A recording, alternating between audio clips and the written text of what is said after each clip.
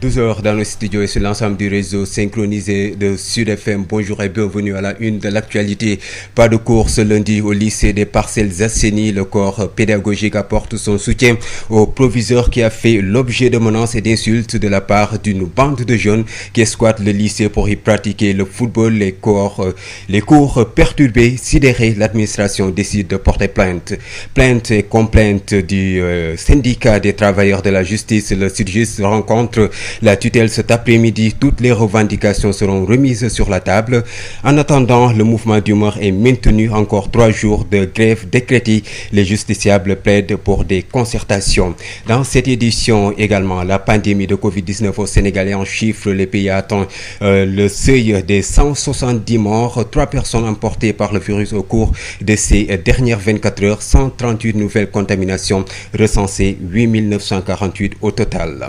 Tabaski 2020, le marché de Thiaroye est bien approvisionné en oignons, mais le prix du kilogramme sur le marché s'élève à 450 francs le kilo contre 250 francs le prix conseillé hors champ. Une différence énorme, dénoncent les commerçants. Et puis le ministre du Commerce, ou bien même le ministère du Commerce rassure. Le ministère va prendre toutes les dispositions idoines pour assurer la stabilité sur le marché. Un arrêté est en cours d'adoption pour éviter toute spéculation. Des propositions ont été faites. L'État veillera au respect strict selon le directeur du commerce intérieur. Vous l'entendrez, il sera l'invité de la rédaction. L'actualité internationale sera de mise. La revue de presse de Adja Ndeye Marième Ndiaye va compléter ce Sud Midi, mise en onde aujourd'hui par Aline Badra Socé. Les détails c'est après ceci. Bienvenue sur Sud FM.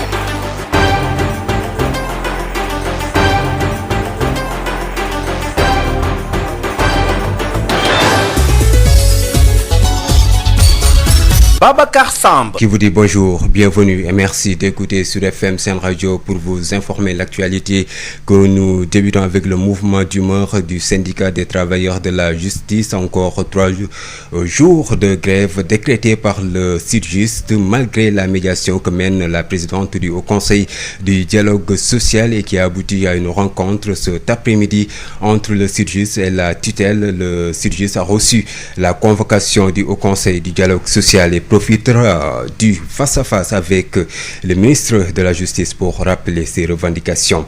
Les précisions de Maître El Hadj Ayoboun Malick Diop, secrétaire général du SYTJUST, avec Mame Diarra Da Silva. Maître, oui. Est-ce que votre rencontre avec la tutelle de cet après-midi est confirmée?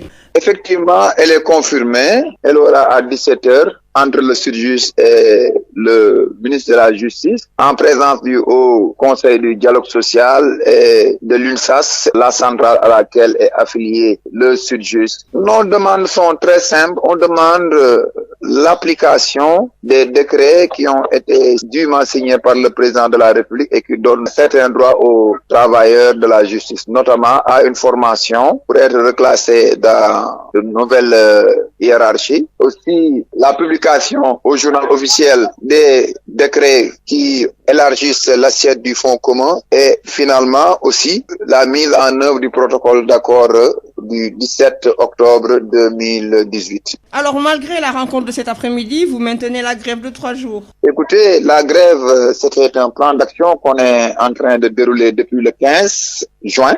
Jusqu'à présent, il n'y a rien eu qui peut nous inciter à suspendre ou à lever le mot d'ordre de grève. Peut-être au sortir de la rencontre, je l'espère, je le souhaite, qu'il y ait des choses qui pourront motiver l'arrêt de cette grève. À l'instant, Ayoboun Malick Diop, le secrétaire général du SYTJUST, le SYTJUST qui décrète encore 3 jours de grève.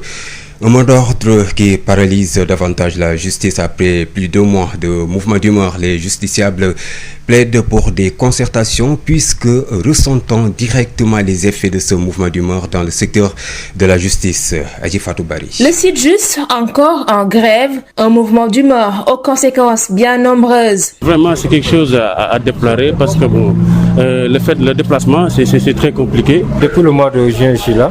Pour le problème de papier, je suis même coincé ici.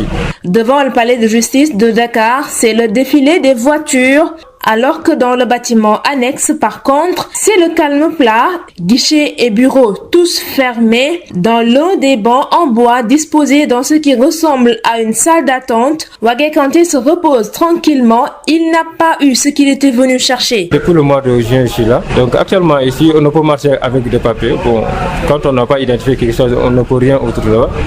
La fatigue, l'incompréhension, ce sont aussi les ressentis de cet autre monsieur qui lui aussi a quitté tôt ce matin la banlieue dakaroise pour juste un casier judiciaire. J'habite Pikine, je suis déplacé ici à Dakar pour récupérer un casier judiciaire, mais il se trouve qu'ils sont en grève. Un autre qui lui aussi semble perdu, c'est cet étudiant, les yeux rivés sur son téléphone, classeur en main. Lui aussi était venu chercher un certificat de nationalité, un papier de haute portée, puisqu'il devait lui permettre de participer à un concours qu'il prépare activement. Les préjudices sont énormes quand même.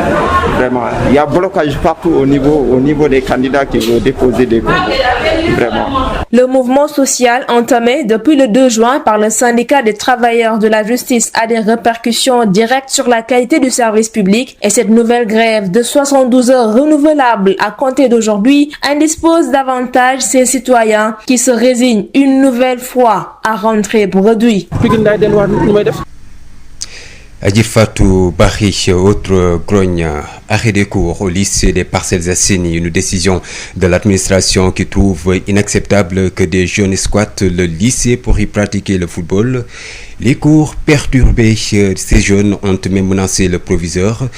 L'administration a décidé de porter plainte. Une assemblée générale s'est tenue ce matin. Badara Ndiaye, professeur de philosophie, porte-parole du jour, réagit ici au micro de El Hadji Moussa Thiam. Aujourd'hui, on a tenu cette assemblée générale parce qu'on a eu un problème avec quelques jeunes du quartier. Et vous savez que depuis toujours, le grand terrain qui est derrière est ouvert aux jeunes du quartier. Parce que nous comprenons que nous avons un problème d'espace et que les jeunes ont droit de faire le sport. Et donc, c'est une école, le terrain leur a été confié. Et donc, mais depuis quelque temps, on a décidé quand même que, comme on a fait des investissements sur le terrain de basket, le dimanche passé, les jeunes du quartier étaient venus pour jouer au football. Le proviseur qui habite dans le lycée est venu leur dire carrément que, mais désormais, il faut laisser ce terrain de basket parce qu'il y a des cours qui se font ici, mais et puis d'aller dans le grand terrain. Ce que les jeunes du quartier n'ont pas voulu accepter.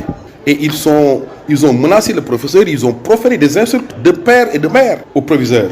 Et quand nous sommes mis au courant, nous avons dit que c'est inacceptable. Ici, nous sommes dans une école, c'est un lieu d'éducation. Et Dieu sait que parmi ces jeunes, peut-être que certains sont passés ici, nous trouvons inacceptable que des jeunes puissent venir par la force, avec la violence, dire qu'ils vont jouer dans ces terrains. Et ils perturbent les cours. C'est vrai que parfois, les trucs, c'est dans l'après-midi, mais dans l'après-midi, les jeunes sont là. Ils viennent pour réviser.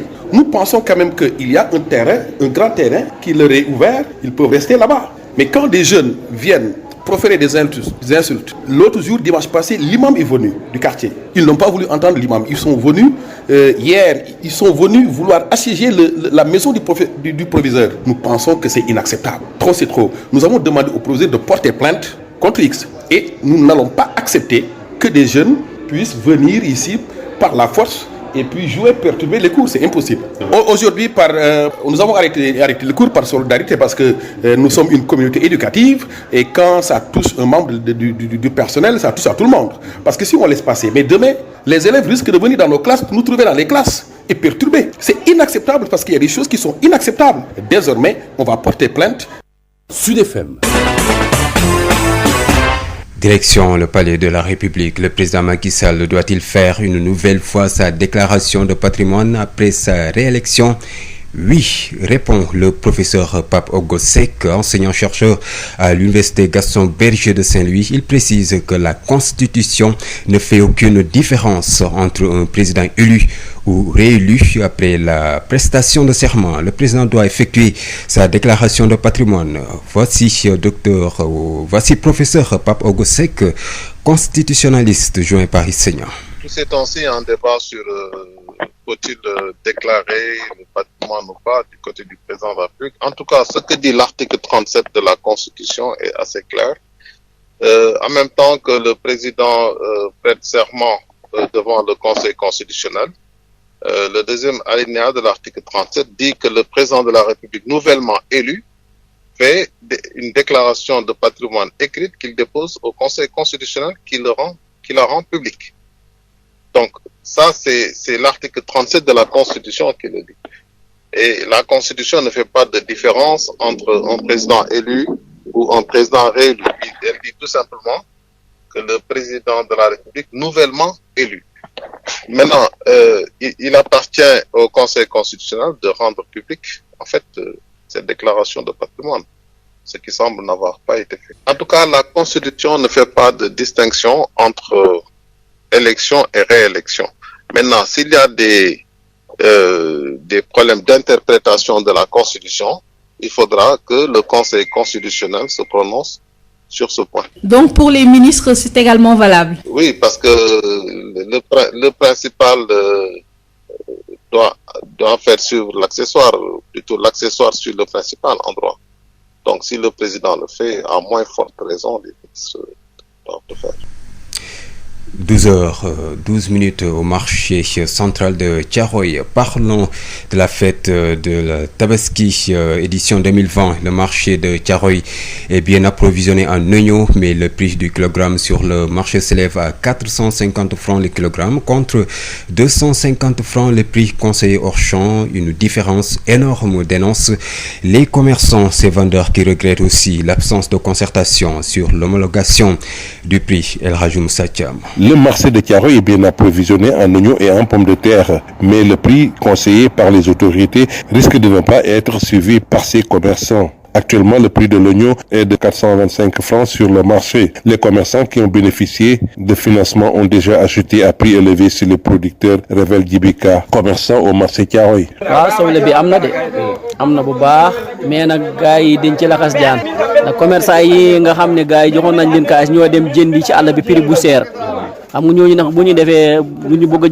Les autorités ont fixé un prix conseillé pour le kilogramme. Des contrôleurs de prix seront à pied d'œuvre pour contrôler les spéculateurs. Pour ces commerçants, au niveau du marché de Thiaroye, il y a absence de concertation sur l'homologation du prix. Martel Abdoukhadr Diop, commerçant au marché Thiaroye. Mais man prix yi ma dégg ne moom la ñu joxe ak prix yi am si marché bi vraiment am na différence. Man li ma si gis sama xalaat bu gàtt mooy dañ koy yéex a def quoi. Parce que yaakaar naa prix soo koy joxee da nga war a aviser xëy na peut-être ñiy jënd aviser ñiy jaay. Attends war na mat ay 10 jours wala une semaine nga def benn concertation waxtaan ak commerçant yi lu ngeen di jëndee ñu ne ñu ngi jënd attention prix kat warul cher parce que la population bi si lañ bokk. Consommateurs yi dañ see war a bokk. Baykat bi aussi nga dem waxtaan ak moom ne ko bul jaay yenn prix yi bien avant soo ko waxoon au moins une semaine avant commerçant yi doon jënd dañuy daal di toog ndànk daal di bañ a jënd xam ne yëf yi mu ngi commencé am fu mu yem mais yaakaar naa suñu xëyee rek joxe ay prix fekk gars yi jëndoon ay prix yu cher ba pare. Les commerçants rencontrés sur place nous ont confié avoir subi beaucoup de pertes lors du semi-confinement causé par le Covid-19 et actuellement beaucoup d'entre eux veulent se faire une santé financière avec cette opération pour la Tabaski, mais la nouvelle mesure sur le prix commence à faire déjà graisser des dents. Marché Thiaroye, El Hadji Moussa Thiam pour la radio Sud FM. El Hadji Moussa Thiam, ces commerçants du marché de Thiaroye qui dénoncent le manque de concertation sur l'homologation du prix. Parlons justement de l'harmonisation des prix de l'oignon et de la pomme de terre. Le ministère du Commerce va prendre toutes les dispositions idoines pour assurer la stabilité sur le marché. Un arrêté est en cours d'adoption. Pour éviter toute spéculation, des propositions ont été faites. L'État verra au respect strict selon le directeur du commerce intérieur, Ousmane Bey, joint par El Hadji Malick Ndiaye. Le ministre du Commerce est en train de prendre un arrêté, donc l'arrêté est même en cours d'adoption, donc nous pensons l'avoir dans la semaine.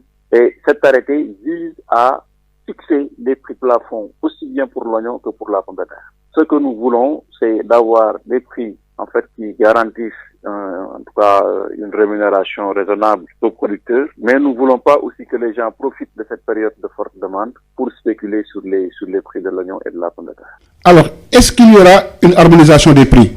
Oui, l'objet de cet arrêté, c'est en tout cas de prévoir des prix, des niveaux de prix à ne pas dépasser. D'abord, au niveau producteur, nous avons retenu un prix de 325 francs. Au niveau grossiste, un prix de 360 francs et au niveau du détail, un prix de 400 francs. Maintenant, dans les régions de l'intérieur, ce prix sera majoré d'un différentiel de transport, mais nous ne voulons pas que le prix, quelle que soit la région, puisse dépasser quand même 500 francs. Donc, nous voulons que les gens ne profitent pas de cette situation aussi pour spéculer et nous sommes en train de prendre les instruments juridiques qui permettent à nos agents de pouvoir surveiller comme il le faut et de réprimer aussi en cas de constatation de pratique de prix. À Saint-Louis, l'Union régionale des pêcheurs artisanaux du Sénégal a rencontré la presse ce matin pour se pencher sur la situation de leurs camarades installés à Nouadhibou, en Mauritanie. Ces membres révèlent que ces derniers sont restés 20 jours sans pouvoir mener leur activité de pêche, en tout cas faute d'autorisation, nous dit Yves Tendeng. Effectivement, vous l'avez dit, ce sont les pêcheurs membres de l'UFPAS, entendez par là à l'Union régionale des pêcheurs artisanaux du Sénégal, qui ont fait face à la presse ce matin. Ceci donc pour alerter les autorités étatiques sur les difficiles situations que vivent présentement et depuis quelques jours leurs camarades pêcheurs qui sont basés en Mauritanie. Il s'agit en effet plus d'1 millier de pirogues qui sont concernés par cette affaire, et selon l'URPAS, ses propriétaires, notamment les propriétaires de ces milliers de pirogues, sont restés pendant plus de 20 jours sans pouvoir mener tranquillement leur activité de pêche, faute d'autorisation ou d'affrètement. Les autorités donc mauritaniennes leur reprocheraient donc de s'être installés illégalement en territoire donc mauritanien.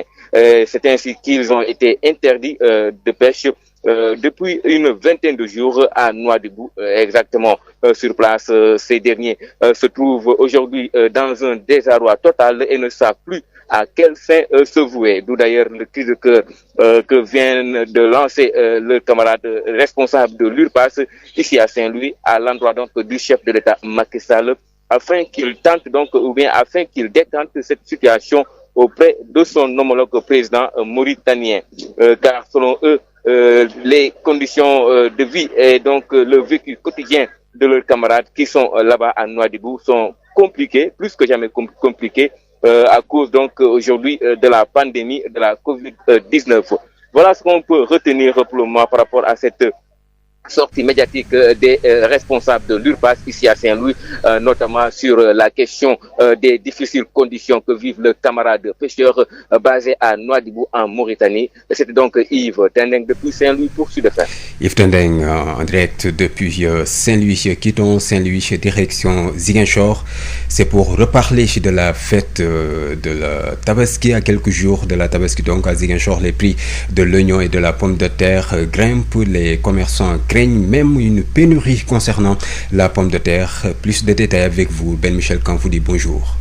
Bonjour Babacar Samb, vous l'avez dit, Ziguinchor donc n'a pas dérogé à cette hausse sur les prix qui est devenue une habitude à l'approche de chaque grande fête. Un tour au marché Saint-Maur des Fossés, le plus grand marché de la commune de Ziguinchor, nous a permis de faire le constat là-bas où nous avons croisé un commerçant venu s'approvisionner chez un grossiste. Il s'agit d'un sieur nommé Yahya Aïdara. Il confirme que les prix ont haussé. Selon lui, le sac de pommes de terre de 25 kilos coûte maintenant 10 000 francs CFA, alors que le sac de l'oignon de 25 kilos est à 11 000 francs CFA. Donc, ce qui confirme que les prix ont augmenté. Notre grossiste a également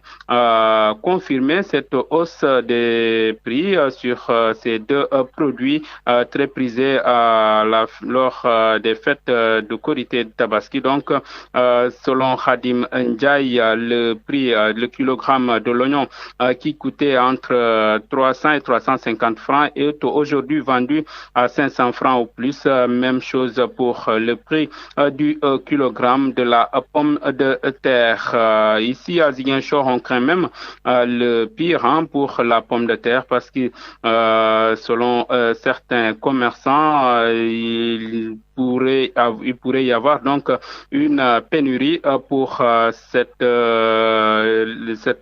ces pommes de terre, donc pour la pomme de terre, et les commerçants qui invoquent justement le contournement par Tambacounda lié à la situation de la pandémie pour justifier cette hausse des prix. Certains même pensent que les prix vont encore augmenter les jours à venir. Et donc, on peut juste signaler que pour la pomme de terre, on craint justement une pénurie ici à Ziguinchor. Babacar Samb. Merci à vous, Ben Michel Kanfoudi. 12h21 à Ziguinchor, mémoire au ministère de la Santé et de l'Action sociale. Sud FM. Et nous allons parler de l'évolution de la pandémie de Covid-19 au Sénégal. Le pays a atteint le seuil des 170 morts après 3 décès supplémentaires enregistrés au cours de ces dernières 24 heures. 138 nouvelles contaminations également recensées par le ministère de la Santé et de l'Action sociale, dont 41 cas issus de la transmission communautaire, ce qui porte le bilan à 8948 diagnostiqués positifs au nouveau coronavirus selon le bilan épidémiologique quotidien présenté par le directeur de la prévention, Dr El Hadji Mamadou Ndiaye, que je vous propose d'écouter. Sur 639 tests réalisés, 138 sont revenus positifs, soit un taux de positivité de 21%. Les cas positifs sont répartis comme suit: 97 cas contacts suivis par nos services, 41 cas issus de la transmission communautaire et répartis entre Mbao 5, Ouest Foire 3, Saint-Louis 3, Ziguinchor 3, Mermoz 2, Thiadiaye 2, Parcelles Assainies 2, Yoff 2, Almadies 1, Avenue Lamine Gueye 1, Bignona 1, Colobane 1, Diamniadio 1, Diourbel 1, Gibraltar 1, Guédiawaye 1, HLM 6 1, Joal 1, Kaolack 1, Liberté 2 1, Liberté 6 1, Mamel 1, Nioro 1, Nord Foire 1, Rufisque 1, Touba 1 et Yeumbeul 1. 54 patients hospitalisés ont été contrôlés négatifs et déclarés guéris. 34 cas sont pris en charge dans nos services de réanimation. 3 décès ont été enregistrés ce dimanche 19 juillet 2020. L'état des autres patients est resté stable. À ce jour, 8948 cas ont été déclarés positifs, dont 6002 guéris, 170 décédés et donc 2775 sous traitement. Le ministère de la Santé et de l'Action sociale réitère ses recommandations aux populations, surtout au respect des mesures barrières, une distanciation physique d'au moins 1 mètre dans les lieux publics et rassemblements, le port obligatoire de masques, le lavage des mains.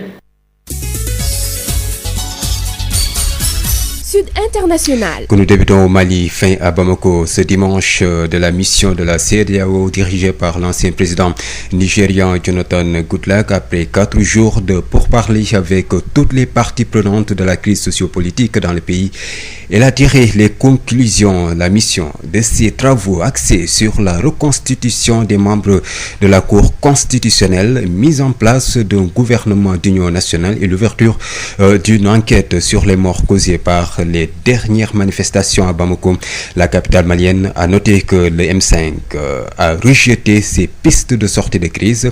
Jean-Claude Kassibrou, président de la commission de la CEDEAO, nous explique les détails au micro de notre correspondant Sori Ibrahim Maïga. Il faut d'abord que les 3 branches qui font l'État, c'est-à-dire l'exécutif, le législatif et le judiciaire, soient en place. C'est pour ça que, premièrement, nous avons mis l'accent sur la résolution des points qui ont créé les manifestations, qui ont entraîné les manifestations.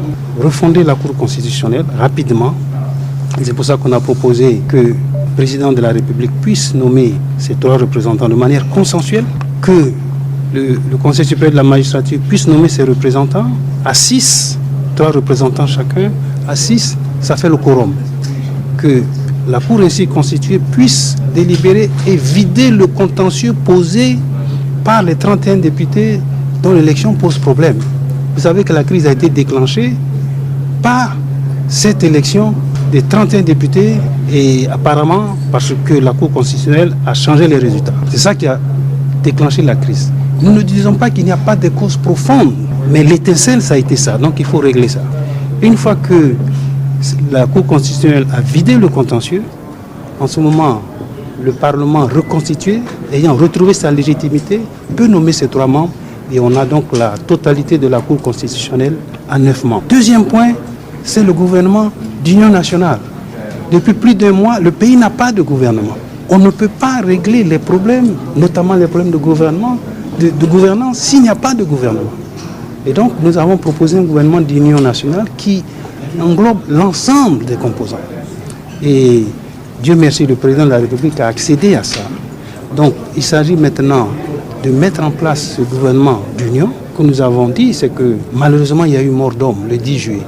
Et quand il y a mort d'homme, vous savez, ça devient compliqué. Ce que nous avons dit, il faut que les enquêtes soient menées jusqu'au bout pour qu'on situe les responsabilités. Comment se fait-il que dans le métier de l'ordre, il y a eu des usages de balles réelles qui ont entraîné ces morts? Situer les responsabilités. Situer les responsabilités au niveau des destructions de biens publics et privés. À l'instant, les précisions de Jean-Claude Kassibrou, président de la commission de la CEDEAO. En République démocratique du Congo, les autorités de la capitale ont décidé de ne plus autoriser la veille des dépouilles mortelles. Les corps des défunts seront désormais transférés de la morgue au cimetière directement. Cette disposition imposée pour prévenir la propagation de la pandémie du coronavirus en période d'état d'urgence sanitaire va devenir la règle selon le gouverneur de Kinshasa. Au Togo, 4 mois après leur fermeture pour éviter la propagation de la pandémie de coronavirus, les églises et lieux de culte ont été autorisés à rouvrir depuis ce vendredi, mais certaines congrégations ont préféré s'abstenir. Exécution ce lundi en Iran d'un homme reconnu coupable d'espionnage de ses forces armées. Mahmoud Moussavi Marj est accusé d'avoir aidé les États-Unis et Israël à localiser un général iranien tué par une frappe de drone, a indiqué le site officiel de la justice iranienne. À présent, l'invité de la rédaction. Lorsque les autres visent Dakar, nous allons plus loin. Sud FM vous installe au cœur du Sénégal. Toute la différence est là, sur Sud FM. Sud Midi, l'invité. Il s'agit de Ousmane Beye, le directeur du commerce intérieur avec El Hadji Malick Ndiaye, qui revient sur l'harmonisation des prix de l'oignon et de la pomme de terre. Le ministère du Commerce va prendre toutes les dispositions idoines pour assurer la stabilité sur le marché. Un arrêté est en cours d'adoption pour éviter toute spéculation. Des propositions ont été faites. L'État verra au respect strict. Ousmane Beye, directeur du commerce intérieur, que nous écoutons avec El Hadji Malick Ndiaye. Nous sommes avec Ousmane Beye, bonjour. Bonjour, Ndiaye. Vous êtes le directeur du commerce intérieur. Alors, nous sommes à quelques jours de la Tabaski. Dites-nous, est-ce que l'oignon et la pomme de terre seront disponibles? Oui, nous le pensons très bien. L'oignon et la pomme de terre sont très prisés durant la fête de la Tabaski. Toutes les équipes du ministère en charge du commerce sont mobilisées pour en assurer une bonne disponibilité, ce qui est aussi un gage d'assurer la stabilité des prix de ces deux spéculations. Alors, s'agissant de la pomme de terre et même pour l'oignon, nous avons procédé au gel des importations depuis le mois de janvier, ce qui fait qu'aujourd'hui, nous avons un marché exclusivement approvisionné à partir de la production locale. Pour la pomme de terre, les petits producteurs ont déjà écouler leur production. Il reste que celle des gros producteurs. Et à la date d'aujourd'hui, nous avons mobilisé près de 30 000 tonnes qui sont aujourd'hui disponibles dans les chambres froides pour satisfaire toute la demande de la Tabaski et même bien après, parce que 30 000 tonnes, ça court bien après même la Tabaski. Alors, pour la pomme de terre, la difficulté que nous avions ces dernières années, c'était des difficultés d'ordre logistique. Donc, le produit était positionné en banne à 300 km de Dakar. Et à 2-3 jours de la Tabaski, nous avions des difficultés de faire venir ces stocks sur Dakar avec aussi la main-d'œuvre, en tout cas qui faisait aussi défaut à quelques jours de la Tabaski. Cette année, en rapport avec l'industriel, le producteur concerné, nous avons pu positionner ici à Diamniadio 4500 tonnes de pommes de terre et nous attendons la dernière semaine du mois de Tabaski pour injecter cette quantité sur Dakar et environ. Ce qui fait que sur la pomme de terre, nous n'avons pas trop de difficultés. Sur l'oignon, c'est une situation un peu différente parce que nous n'avons pas de gros producteurs à la dimension de ceux qui sont présents dans la filière pomme de terre.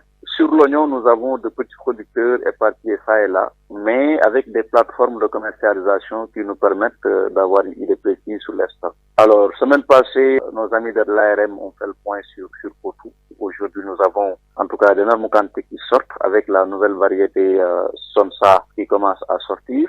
Mais les difficultés que nous avions, c'était un peu une tendance haussière sur les prix de l'oignon. C'est fort de cela que le ministre du Commerce est en train de prendre un arrêté. Donc l'arrêté est même en cours d'adoption. Donc nous pensons l'avoir dans la semaine. Et cet arrêté vise à fixer des prix plafonds aussi bien pour l'oignon que pour la pomme de terre. Ce que nous voulons, c'est d'avoir des prix en fait qui garantissent en tout cas une rémunération raisonnable aux producteurs, mais nous voulons pas aussi que les gens profitent de cette période de forte demande pour spéculer sur les prix de l'oignon et de la pomme de terre. Alors, est-ce qu'il y aura une harmonisation des prix? Oui, l'objet de cet arrêté, c'est en tout cas de prévoir des niveaux de prix à ne pas dépasser. D'abord, au niveau producteur, nous avons retenu un prix de 325 francs. Au niveau grossiste, un prix de 330 francs et au niveau du détail, un prix de 400 francs.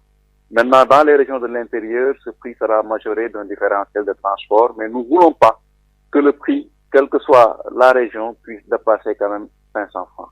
Donc, nous voulons que les gens ne profitent pas de cette situation aussi pour spéculer. Et nous sommes en train de prendre les instruments juridiques qui permettent à nos agents de pouvoir surveiller comme il le faut et de réprimer aussi en cas de constatation de pratiques de prix illicites. À la veille des fêtes religieuses telles que la Tabaski, des personnes mal intentionnées en profitent pour écouler des produits impropres à la consommation. Alors, dites-nous, quelles sont les dispositions que vous avez prises cette année? Oui, sur cet aspect-là aussi, le contrôle de qualité des produits alimentaires, c'est un aspect que nous surveillons parce que aussi cette période de forte demande est très propice également à l'introduction sur le marché de produits non conformes. Ça aussi, tous nos agents sont mobilisés, autant pour surveiller en tout cas les prix de ces denrées très prisées, mais autant aussi pour surveiller la qualité des produits qui sont proposés aux consommateurs. Donc nous lançons un appel vraiment aux acteurs, aux opérateurs, dont la plupart aujourd'hui, en tout cas, a conscience un peu de l'importance de mettre sur le marché des produits conformes. Mais nous mettons en garde également, en tout cas, tout acteur qui serait tenté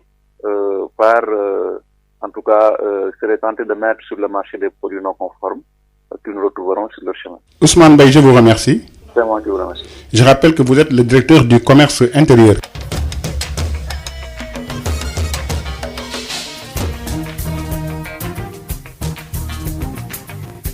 Bonjour et bienvenue dans votre journal de la culture. L'architecte Malik Mbow, initiateur de la plateforme Art Again Covid, fait un plaidoyer pour la rénovation et la restauration de l'école élémentaire Mamadou Diagne de Ouakam. Une école qui a à présent 100 ans d'existence et qui est laissée à elle-même.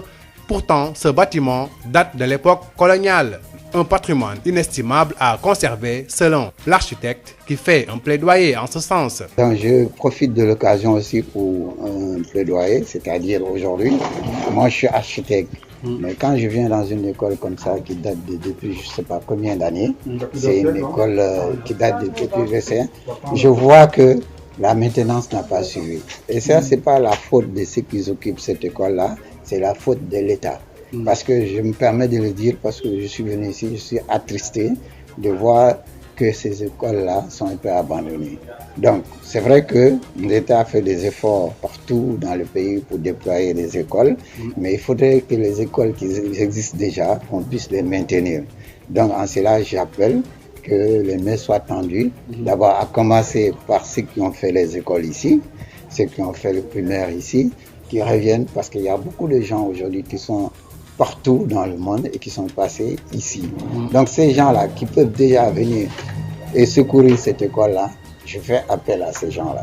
Les membres de la plateforme Art Again Covid remettait à la direction un lot de matériel de protection pour la lutte contre la Covid-19. Maintenant, en ce qui concerne Art Against Covid, qui va changer de nom parce qu'on va devenir Art Against Inculture, c'est-à-dire Inculture. Pourquoi? Parce que l'art fait partie de la culture. Donc il faut quand même développer cette façon de voir l'art. On veut que l'art soit mis à une échelle comme partout dans le monde. Aujourd'hui, vous avez des artistes, rien que par là, ils vivent décemment, ils ont des maisons, ils ont tout, ils font tout ce qu'ils veulent avec l'art. Mais il faut reconsidérer l'art au Sénégal. Ici, nous avons vendu que 8 œuvres. Avec ces 8 œuvres, on a pu faire tout ça. Donc, on a mis à une échelle où cette échelle-là, je pense que tous les Sénégalais conscients doivent venir à ça. On va tenir, nous, on voudrait même que ça soit quelque chose qui se fait tous les mois. C'est-à-dire qu'on puisse vendre une œuvre par mois et qu'on puisse reverser une allocation aux écoles ou aux emplois des enfants. L'emploi des enfants, c'est exceptionnel parce que c'est émouvant. C'est des enfants qui sont partis de chez eux, ils n'ont plus de parents, ils n'ont rien. Ils ont été recueillis par une dame qui s'appelle Antambo, qui fait quelque chose d'excellent. Et ça, il faudrait vraiment tenir ça. Maintenant, aujourd'hui aussi, je viens d'oublier, parce qu'il faut le rappeler, parce que la maman qui est là aussi est dans cette action-là. Parce que le lycée qui est là, c'est elle qui a tout réformé avec son association. A commencé par le carreau du sol, a commencé par la toiture et tout ça. Et si tout le monde, en tant que citoyen sénégalais, faisait ça, je pense qu'on allait pouvoir s'en sortir. Parce qu'il ne faut pas attendre seulement de l'État, il faut qu'on s'y mette. Voilà, c'est un peu là. Venu représenter l'artiste Daouda Ndiaye qui est à l'origine d'une telle initiative, Idrissa Diallo, commissaire d'exposition, revient sur l'impact de l'art au service des communautés, mais surtout au service du développement et de l'éducation. Quand on parle d'art, déjà, on parle de générosité. Je pense que l'art a toujours été dans la société et l'art a toujours pu accompagner des projets de société. D'où il faudrait déjà remercier Art Against Covid, cette plateforme que Babacar Mbaye Diop et Malick Mbow ont mis en place. Dans cette ambiance Covid, où c'est vrai que en termes de manifestations culturelles, donc rien ne pouvait s'y passer. Donc eux, ils ont eu cette idée de mettre en place une plateforme qui a été un espace d'expression que les artistes en fait ont su utiliser pour pouvoir participer à cette vente en ligne. Et aujourd'hui, le résultat est là, la générosité de ces artistes d'accompagner. Et les artistes en fait, ils donnent toujours, donc ils ont toujours accompagné tout ce qu'il y a eu comme projet de société. Ici dans cette école, ce sont nos enfants qui sont là par rapport à ce que disait tout à l'heure le directeur. Et je pense qu'on est heureux de pouvoir les accompagner, de pouvoir les assister et de pouvoir les protéger, et venant de leur père, venant de leurs oncles et autres.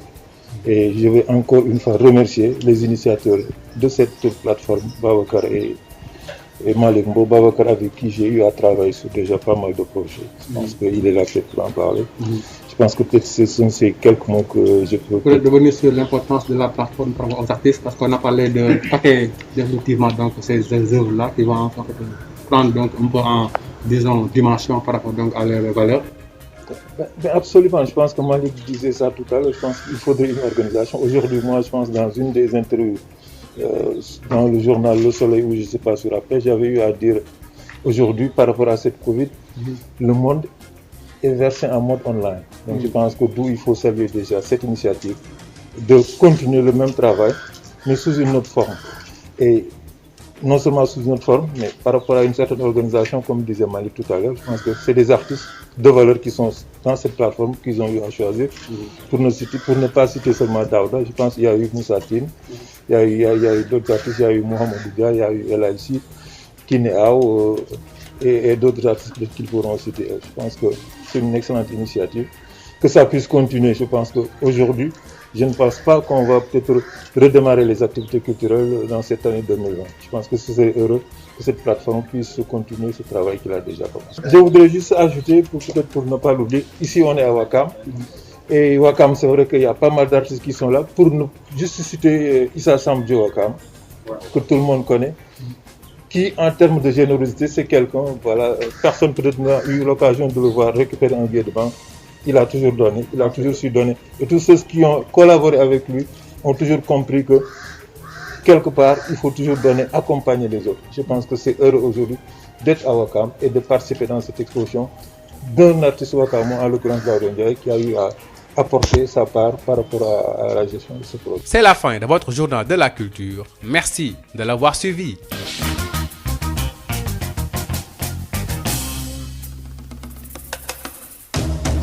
CSIP ñëpp ràññee ko ci compagnie sénégalaise industrielle de PVC est une société spécialisée dans la production et la commercialisation de tuyaux en PVC et en PHD ñëpp ko ràññee ci réew mi ndax liggéey bu mucc ayib sous région bi fu nekk la ñuy fàqee di ñëw fii nga xam ne mooy Sénégal rafetlu seen liggéey lool naw leen lool ñu leen di proposer gamme boo xam ne dafa jëm ci diamètre 20 ba diamètre 400 millimètres lépp jëm ci ay évacuation assainissement pression ak adduction d'eau potable. Nous avons aussi des tubes télécom et des tubes orange. Loo namm ci tube orange wala tube télécom fekk ko ci ñun. Nous disposons aussi d'un parc industriel relativement jeune. Amit laboratoire boo xam ni bokk na ci yi nga xam ne moo mujjee génn ci àdduna bi. Amit capacité de production bu doy. Loo ci soxla rek ñu defal la ko. Ba noppi it dañ lay jàppale ci rapport qualité prix. Toppatoo la xool say bëgg-bëgg gunge la jàppale la am nañu équipe bu dynamique boo xam ne loolu rek moo ko tax a jug dañuy fexe client bi bëgg lool di kontaan lool lu ñu la jox nga ne gongo. Compagnie sénégalaise industrielle de PVC ña nga ca domaine industriel de Diamniadio lo numéro 66 appelez-nous au 33 950 54 54 woo leen ci 33 950 54 54 70 569 03 69 70 638 00 71 mail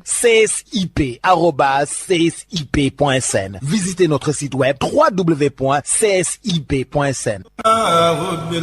Établissement Mbaye et Frères nekk spécialiste ci lépp lu jëm ci tabax kër ngir mu mucc ayib te taaru lu ci mel ni aluminium pour bâtiment fenêtre porte ak protection inox fibrociment pour toiture boo bëggee tabax lu mucc ayib matériaux yu baax te wóor ngay wut. Établissement Mbaye et Frères am na itam gamme rideau métallique lame pleine tube ondulé fer forgé pour menuisier métallique yi. Inox ngir seeni ouvrage balcon profil d'aluminium ak vitrage faux plafond BA13 ak gamme vert te xam ngeen ne nawet bi yegsi na moo tax étanchéité bi lu fa am solo la. Pour seeni commande mën ngeen woote ci établissement Mbaye et Frères ci HLM 1 avenue Cheikh Ahmadou Bamba 33 864 75 15 wala ngeen woote ci seen succursale ci lot 3B Scat Urbam Grand Yoff téléphone 33 867 09 24 ca établissement Mbaye et Frères ay ndaw yu xarañte mën seen liggéey ngeen di fa fekk ñu toppatoo leen ni ngeen ko bëggee. CSIP et les établissements Mbaye et Frères vous offrent la revue de presse.